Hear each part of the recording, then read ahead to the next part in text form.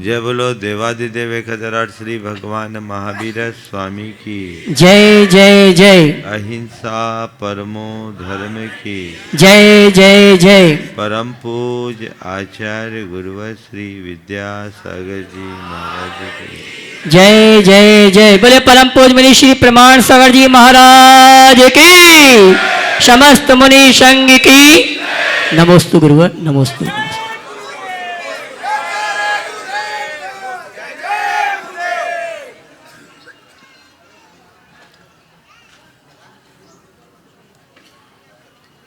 कमल जब तक अपनी नाल से जुड़ा रहता है, सूरज की प्रचंड किरणों के मध्य भी खिला रहता है, और नाल से संपर्क टूटते ही वह एयर कंडीशन में भी मुरझाने लगता है ना। आज आप सबका हृदय कमल खिला खिला दिख रहा है।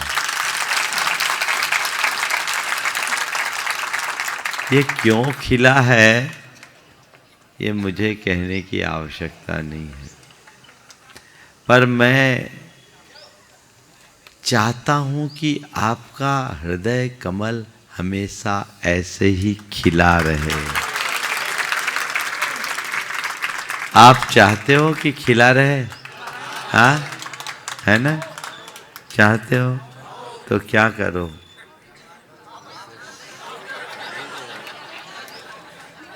कमल सूरज के सद्भाव में खिलता है और सूरज के अभाव में अस्त हो जाता है। पर दूसरा है सूरजमुखी, जिधर सूरज होता है उधर अपना मुख बदल लेता है। तो अपने जीवन को फूल की तरह खिलाए रखना चाहते हो तो अपना स्वभाव सूरजमुखी जैसा बना लो। समझिए, अगर वैसा स्वभाव हमने विकसित कर लिया तो हमारा जीवन धन्य होगा। धर्म वह तत्व है जो हमारे चित्त को सदैव प्रसन्न रखने का रास्ता बताता है। आप सब धर्मी हो कि नहीं? महाराज अधर्मी होते तो यहाँ काय को आता।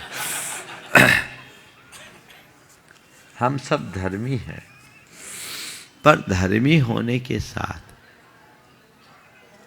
सुखी हो कि नहीं, ये बता। पूरे, और जब तुम सुखी हो ही तो फिर प्रवचन देने की जरूरत ही।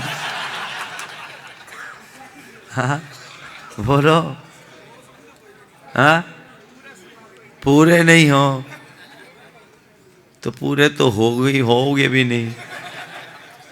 पूरे सुखी तो एक ही है जो इस संसार से पार चले गए, और अभी आप सबको संसार में से पार जाना नहीं है, संसार में ही रहना है ना। सवाल है, धर्मी तो बना, सुखी क्यों नहीं बना? एक महत्वपूर्ण सवाल। धर्म से सुख मिलता है ये विश्वास है कि नहीं? हाँ, धर्मी के पास सुख होता है ये धारणा है कि नहीं? तुम धर्मी हो कि नहीं? तुम्हारे पास सुख है कि नहीं? ये चौथा सवाल उलझा दिया है। धर्म से सुख मिलता है इसमें कोई संदेह नहीं, धर्मी के पास सुख होता है इसमें कोई संदेह नहीं। तुम धर्मी हो ये तुम कहते हो, सुखी क्यों नहीं ये प्रश्न उठता है। इसका मतलब क्या है? यदि मैं धर्मी हूं तो मेरे पास सुख होना चाहिए, मुझे सुखी होना चाहिए, और यदि मैं सुखी नहीं तो मुझे अपने धर्मीपन पर विचार करना चाहिए। धर्मी कभी दुखी नहीं होता और अधर्मी कभी सुखी नहीं होता, ये शाश्वत सत्य है। यदि मैं धर्मी हूं और दुखी हूं तो मेरे धर्मीपन की पड़ताल होनी चाहिए, मुझे उसकी पड़ताल करनी है। अब बोलो,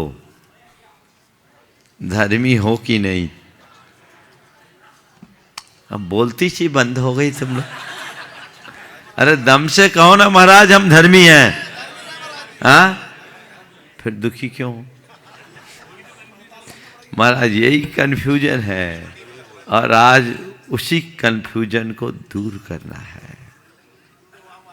कहीं ऐसा तो नहीं कि तुम अपने आप को धर्मी मान बैठे हो और अभी अंदर धर्म का तत्व प्रकट ही नहीं हुआ? ऐसा भी हो सकता है। हाँ, कई बार क्या, प्रायः ऐसा होता है कि हम होते कुछ हैं और अपने आप को मानते कुछ है। हमारी एक्चुअल स्थिति कुछ है और हम अपने आप को प्रकट कुछ और रूप में करते हैं, है ना? यही आप सबकी स्थिति है। हम अपने आप को धर्मी बोलते हैं, धर्मी मानते हैं, पर कोई जरूरी नहीं कि मेरे भीतर धर्मी हो, मैं भीतर से धर्मी रहूं। अपने आप को धर्मी मानना और अपने आप के विषय में धर्मी बोलना तब सार्थक होगा जब हमारे भीतर धर्म प्रतिष्ठित होगा, और धर्म प्रतिष्ठित होगा तो मैं निश्चयतः सुखी रहूंगा। यदि मैं धर्मी हूं तो मुझे सुखी होना ही चाहिए, क्योंकि धर्म के साथ सुख की व्याप्ति है और अधर्म के साथ दुख। अभी तो क्या दिखता है आप लोगों को? आप अपने आप को दुखी मानते हो और दूसरे अधर्मी आपको सुखी दिखते हैं कि नहीं? आपको कौन सुखी दिखता है? जो खूब पैसे वाला हो, जिसके पास खूब रुतबा हो, जिसका प्रभाव हो, ठाट बात हो, वो आपको सुखी दिखता है कि नहीं? हाँ, देखिए, आप लोग से अगर मैं कहूँ ये बड़ा सुखी आदमी है, तो आपके आंखों के सामने कैसी छवि उभरेगी? कैसे व्यक्ति की छवि उभरेगी? बोलो, ये बड़ा सुखी आदमी है, ऐसा अगर कहा जाए तो आपके आंखों के सामने कैसे व्यक्ति की छवि उभरेगी? बोलो बोलो तो, सर्वसंपन्न की सर्वगुण संपन्न?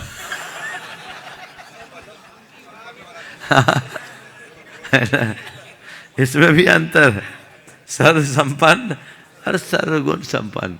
आपसे अगर कहा जाए कि ये आदमी बड़ी सुखी है तो आपको दिखेगा जिस आदमी के पास अच्छा सा मकान हो, कार हो, बंगला हो, पर्याप्त धन संपत्ति हो, भरा पूरा परिवार हो, अच्छा खासा कारोबार हो और समाज में अच्छी पहचान हो, कुल मिलाकर जिसके साथ बड़ा ठाट बाट जुड़ा हो, उसको आप सुखी मानते हो, है ना? और दुखी जिसके पास इन सब चीजों का अभाव, है ना?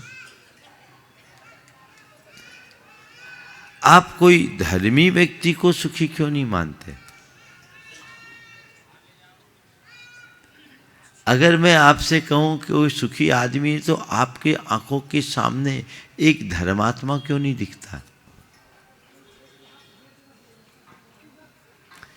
एक कोई त्यागी व्रती, रोज पूजा पाठ करने वाला हो, साधु संतों की सेवा करने वाला हो, शक्ति के अनुसार व्रत उपवास और दान धर्म करने वाला हो, आप उसके बारे में क्या कहोगे? ये बड़ा धर्मात्मा है। क्या कहोगे? ये सुखी है, ये नहीं कहोगे? बोलो, कहोगे क्या? महाराज ये बड़ा धर्मात्मा है। और सुखी कौन? ये बहुत सुखी है। जिसके पास ऊपरी ठाट बाट है वो सुखी है, और जिसके अंदर धर्म है वो धर्मात्मा है। तुम्हारी अवधारणा ही उल्टी है, मूल में ही भूल है। तुमने धर्म को सुख का आधार समझा ही नहीं।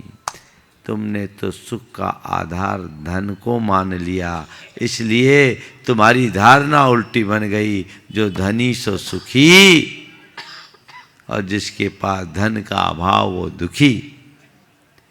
जो धर्मी है उसको धर्मात्मा मानने के लिए तैयार हो, पर सुखी नहीं। यही कारण है कि तुम धर्म तो करते हो, सुख नहीं पाते, क्योंकि तुम्हारी सुख की अवधारणा ही उल्टी है। सुख तुम बाहर की चीजों में तलाशते हो, जबकि सुख का मूल धर्म है जो भीतर से प्रकट होता है। यदि तुम धर्मी हो तो तुम्हें सुखी होना ही चाहिए। ये हो सकता है कि धर्मी होने के बाद भी गरीब हो पर दुखी नहीं होगे। ये हो सकता है अधर्मी अमीर हो पर सुखी नहीं हो। इसे गहराई से समझो। अधर्मी अमीर हो सकता है, संपन्न हो सकता है, पर सुखी और प्रसन्न नहीं रह सकता। धर्मी गरीब हो सकता है, विपन्न हो सकता है, पर दुखी और खिन्न नहीं होगा। यदि तुम दुखी हो, तुम में खिन्नता है, तो अभी तुमने सच्चे धर्म को नहीं समझा।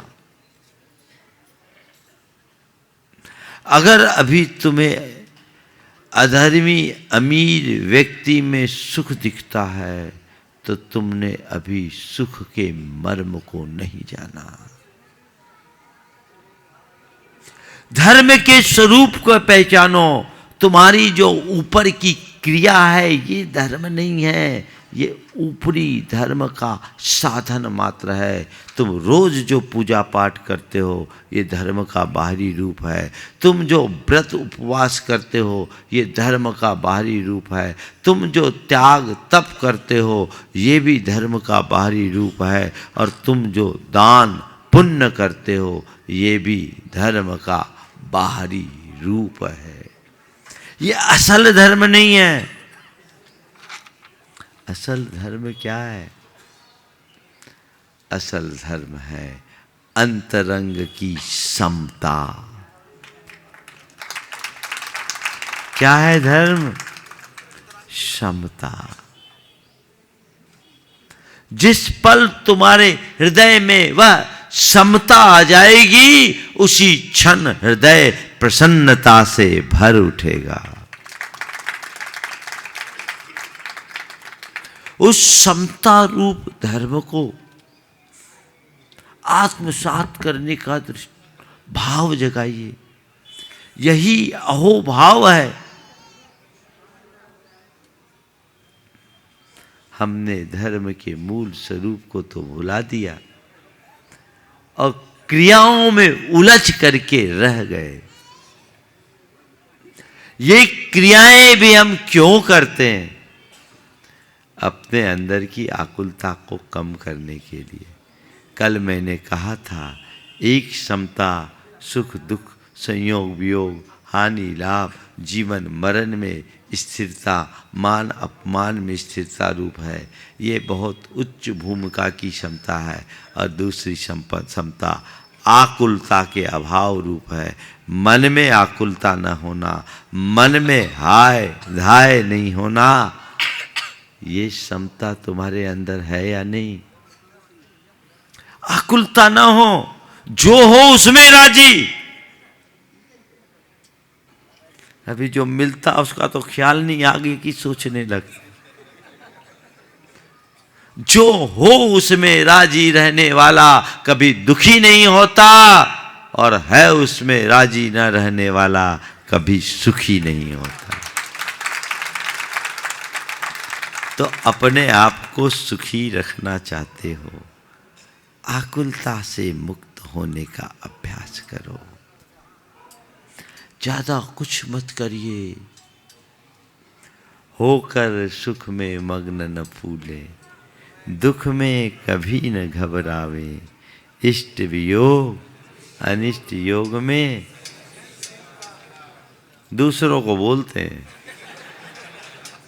ये घबरावे और दिखलावे नहीं। हो फूले और घबरावे नहीं। इसे सुधारो। अपने अंदर भावना अपने साथ जोड़कर बनाओ। होकर सुख में मग्न न फूलूं, दुख में कभी न घबराऊं। इष्ट वियोग अनिष्ट योग में सहनशीलता दिखलाऊं। मन में रोज ये भावना जगाएं। ऐसी भावना अगर अंतरंग में विकसित हो गई तो इस धरती पर तुमसे भाग्यशाली कोई दूसरा नहीं होगा। इसी को जगाना है और ये कोई दूसरा नहीं दे सकता। ऐसा कोई रास्ता नहीं। एक ने कहा महाराज आप आशीर्वाद दे दो जीवन सुखी हो जाए। मैंने कहा हमारे आशीर्वाद से अगर लोगों का जीवन सुखी होने लगे तो मैं तो पकड़ पकड़ कर आशीर्वाद दूं, क्योंकि मैं पूरे संसार को सुखी देखना चाहता। पर ऐसा है क्या? किसी के आशीर्वाद से कोई सुखी नहीं हो सकता। सुखी तो आत्मा की जागरूकता से होता है। अगर तुम्हारे हृदय में सच्चा धर्म प्रतिष्ठित होगा तो तुम सुखी होगे। धर्म से व्यक्ति सुखी क्यों होता है? कोई जादू हो जाता है क्या? हाँ, आपने कभी सोचा? धर्म धारण करने से जीवन सुखी होता है, ये पक्का मानते हो? हाँ, अभी महाराज के सामने मुंडी हिला रहे हो। महाराज कह रहे हैं सो तुम कह रहे हो, या शास्त्र पढ़ लिया सो कर लिया। तुम्हारे सबकॉन्शियस में भी ये बात नहीं है। अभी बात तो दूसरी बैठी है कि धन संपन्नता से व्यक्ति सुखी होता है, इसलिए तो उसके लिए लगे हो। जिस दिन ये धारणा बदलेगी, अंतरंग में गहरी हो जाएगी कि धर्म धारण करने से जीवन सुखी होता है, उसी दिन तुम्हारी दृष्टि बदल जाएगी। 4 कारण हैं जिसके कारण धर्म धारण करने से जीवन सुखी होता है। पहली बात, धर्म धारण करने से सही समझ विकसित होती है। क्या विकसित होती है? धर्म वस्तु स्वरूप का ज्ञान कराता है। वस्तु स्वरूप को जान लेने के बाद हमारे अंदर समझ आ जाती है। हमको समझ में आ जाता है कि भैया मेरी भूमिका यहाँ यही है। इष्टानिष्ट संयोग वियोग मेरे हाथ में नहीं है, ये सब संयोगों के अधीन है और संयोग कर्म के अधीन है। और ये जो भी चीज़ें हैं संसार में वह एक संयोग है। मैं इन सब से परी हूँ। मैं तो एक शुद्ध आत्म तत्व हूँ। मुझसे बाहर जगत के जितने भी पदार्थ हैं वे सब मुझसे पृथक हैं, संयोग है। एक परमाणु भी मेरा नहीं है। तो कोई पाया वह भी मेरा नहीं, कोई खोया वो भी मेरा नहीं, आया वह भी मेरा नहीं, गया वह भी मेरा नहीं, सब मुझसे भिन्न है। ये समझ जिसको प्रकट हो जाए वो कभी दुखी होगा? बोलो। हाँ, देखो बच्चे बैलून से खेलते हैं और बैलून से खेलते खेलते, फुग्गे से खेलते खेलते अगर फुग्गा फूट जाए तो रोता है कि नहीं? बच्चा रोता है। क्यों? फुग्गा फूट गया। हम इससे खेल रहे थे, इतना अच्छा फुग्गा था, फूट गया। बच्चा रोता है। बड़े क्यों नहीं रोते? बड़े बच्चे को समझाते बेटा कोई चिंता मत कर, फुग्गा तो फूटने के लिए होते हैं, फूट गए सो दूसरे आ जाएंगे। समझ में आ गई? तो बड़ों को समझ है कि फुग्गा फूटने वाला, इसलिए फुग्गे के फूटने के बाद रोते नहीं। बच्चों में समझ नहीं है, इसलिए फुग्गे के फूटने पे रोते हैं। संत कहते हैं संसार में जितने भी संयोग है वो फुग्गा है, अगर फूट जाए तो यही समझ लो ये फुग्गा है, फूटने वाला है, फूटने के लिए होते हैं।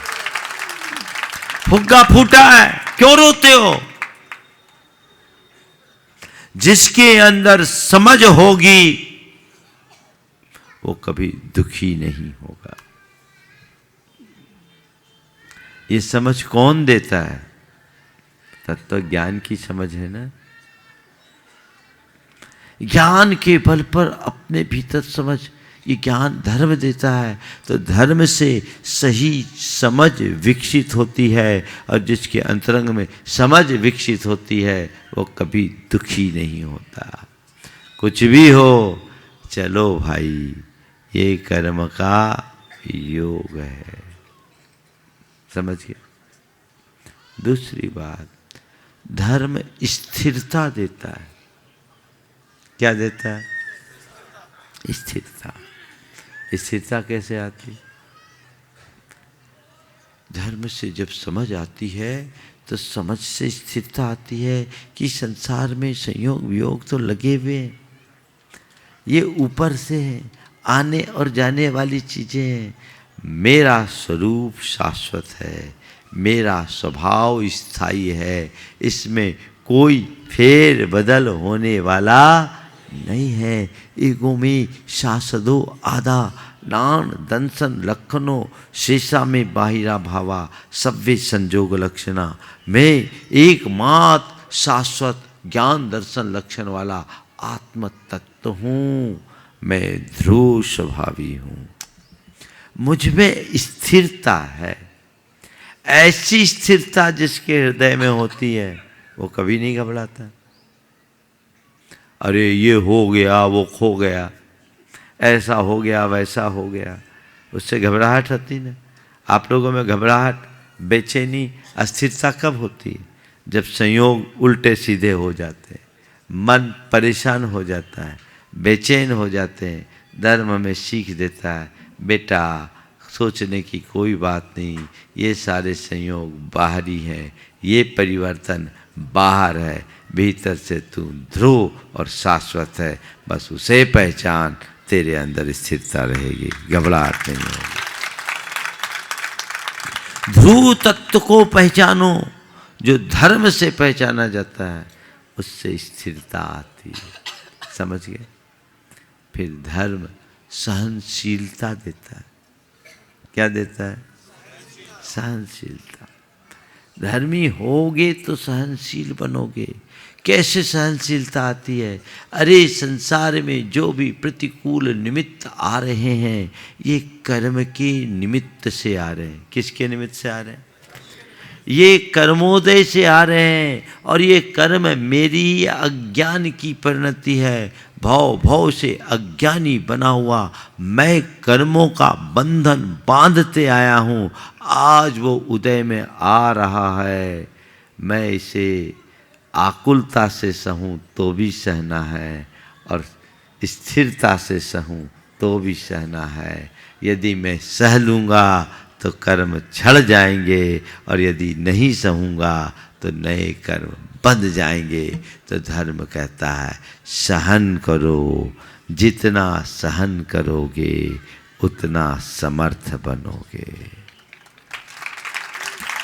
क्या कहता है? सहन करो, कुछ भी हो सहन करो।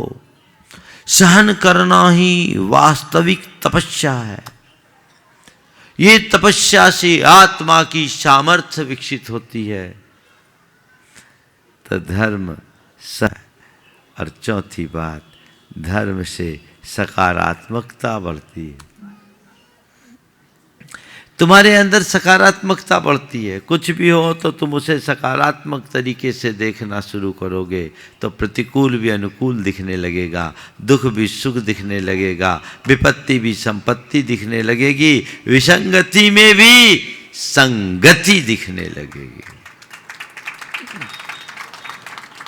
तो ये चारों बातें जिसमें होगी वो कभी दुखी हो सकेगा क्या? बोलो, नहीं ना। तो आप सब धर्मी हो कि नहीं?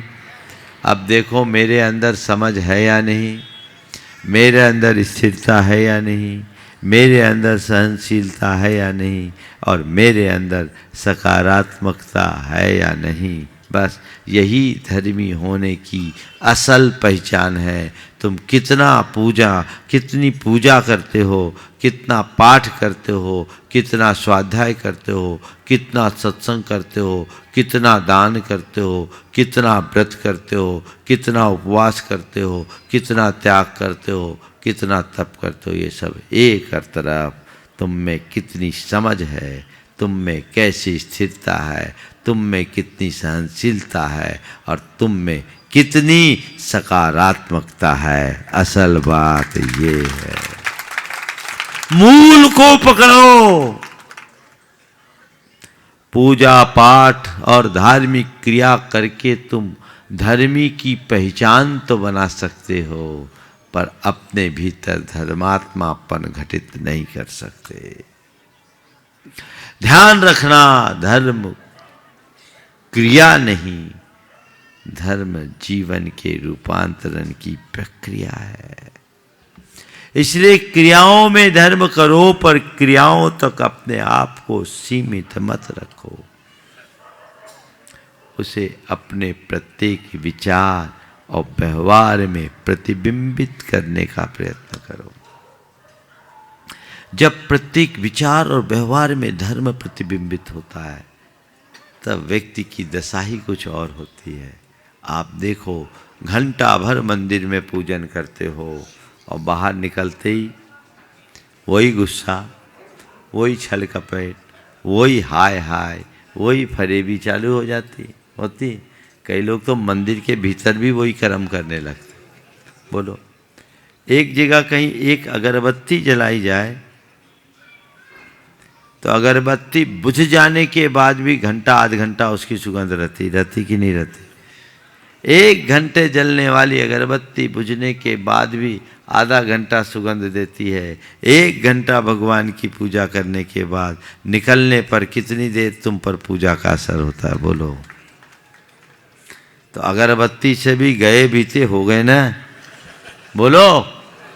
हाँ हाँ, लेकिन तुम लोग नहीं, ये और लोग हैं कोई। यहाँ तुम लोग तो सब दूध के धुले हो, है ना? हाँ, मैं तो सब में अच्छाई देखता हूँ, बुराई नहीं देखता, है ना? काश हम अपने आप को अंदर से देखें तो हमारा जीवन धन्य हो। तो धर्म को हम आत्मसात करें, कोशिश करें कि हम हर पल प्रसन्नता से जी सकें। यदि आप भावना योग करोगे तो वो आपको प्रसन्नता टिकाए रखने में समर्थ बनाएगी। वो भाव आप सबके अंदर जगना चाहिए।